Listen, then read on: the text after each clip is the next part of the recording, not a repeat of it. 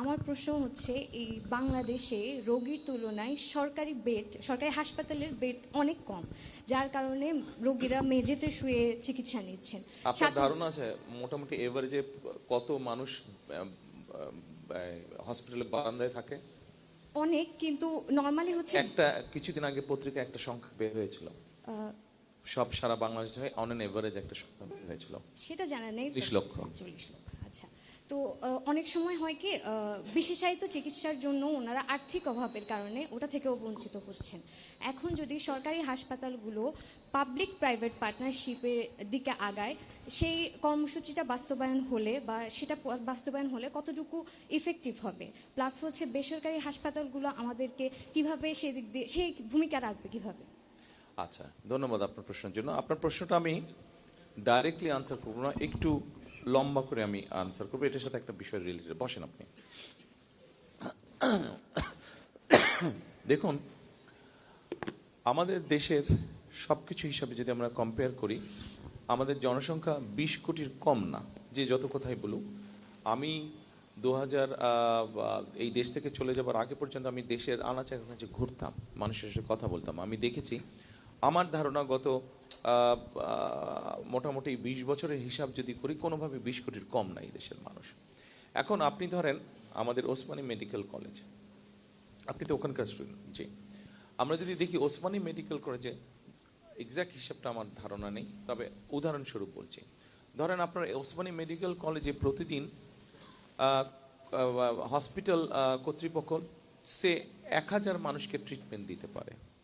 Government থেকে তাদেরকে যেই ওষুধপত্র দেওয়া হয়, যে সার্জিক্যাল ইকুইপমেন্ট দেওয়া হয়, যে ব্যান্ডেজ বা যে সিরিঞ্জ, যেই মেডিসিন যাই দেওয়া হয় না কেন, 1000 লোককে সে ম্যানেজ করতে পারবে। কিন্তু আপনি যদি সকালে দেখেন, যেহেতু আপনি ওখানে কাজ করেন, নিশ্চয়ই আপনার এক্সপিরিয়েন্স আছে, আপনার না হলে ওখানে 2000 লোকের কিউ হচ্ছে প্রতিদিন। 2000 লোকের কিউ হচ্ছে। এখন যতই আপনি তাকে 24 ঘন্টা আপনি ট্রিটমেন্ট দেন না কেন, আপনি 1000 উপরে তো যেতে পারছেন না, আপনার ক্যাপাসিটি ওরকম। এখন তার মানে কি, মানুষ অসুস্থ হচ্ছে, আসছে, কিন্তু প্রপার চিকিৎসা সুবিধা পাচ্ছে না। এখানেই আমরা প্রাইভেট এবং পাবলিক পার্টনারশিপটা নিয়ে আসছি। প্রাইভেট পাবলিক পার্টনারশিপটা কি? প্রাইভেট পাবলিক পার্টনারশিপটা হচ্ছে, ধরেন ওসমানী মেডিকেল কলেজে একজন মানুষ আসলো, আপনার ধরেন কিডনি ডায়ালিসিস করবে।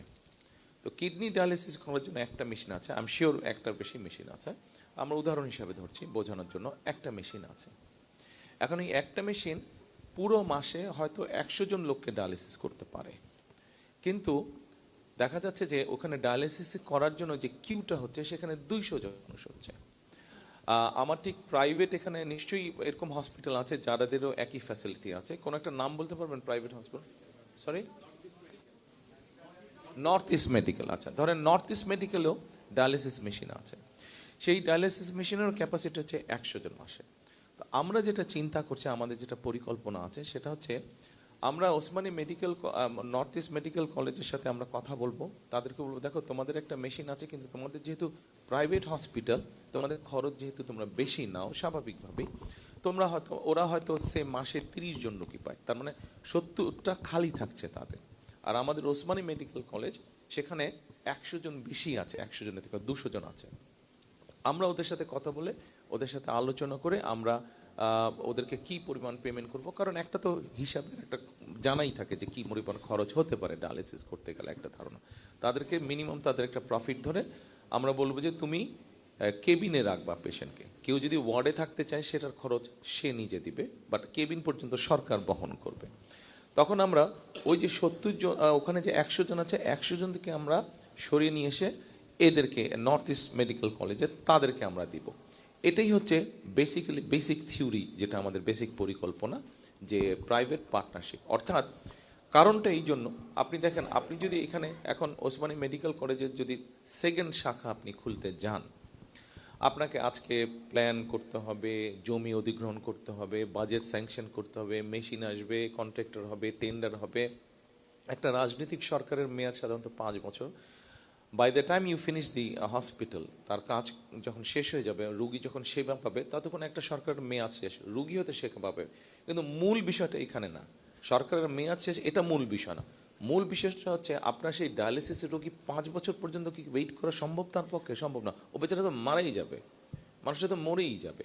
সো সেই জন্যই আমরা প্রাইভেট পাবলিক পার্টনারশিপটা করতে এসেছি। এটার পলিসিগুলো ঠিক করে সব কিছু ঠিক দ্রুত ঠিক করে ফেলতে পারলে 3 থেকে 6 মাসের মধ্যে আমরা এই সার্ভিসটা আস্তে আস্তে মানুষের কাছে পৌঁছে দিতে পারবো।